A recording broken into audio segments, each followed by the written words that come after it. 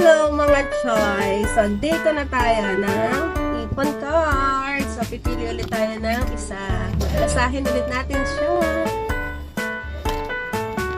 Ayan po yung laman. So, iba-ibang klase siya. Kung ano yung makukuha mo, yun yung ilalagay mo sa ipon challenge. Okay, good luck. Sana maliit na.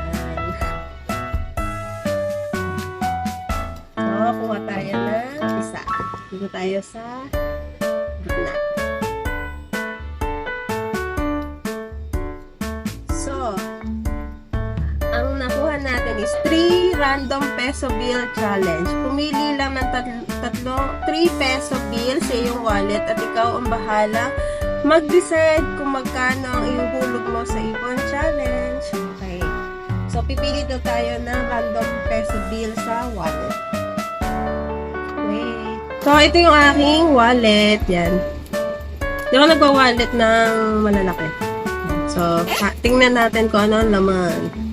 So, ang laman ng 3 peso bill challenge ay 100, 200, saka 50. Ayan. So, 3 random peso bill. So, ito yung lalagay natin sa alkansya natin. So, ito na ulit ang ating alkansya. Di ba? Ang ganda. Mukha lang tayong bata. Ihulog na natin.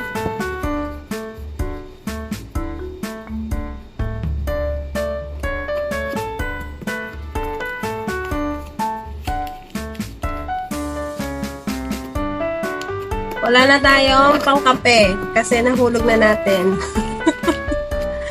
So, kailangan natin magtipid, di ba? Okay.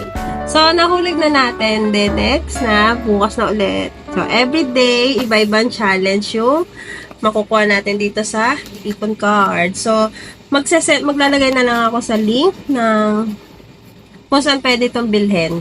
Yan. Yan. Bye mga choy! Mag-ipon na rin kayo para meron kayong makuha. End of the year. Bye!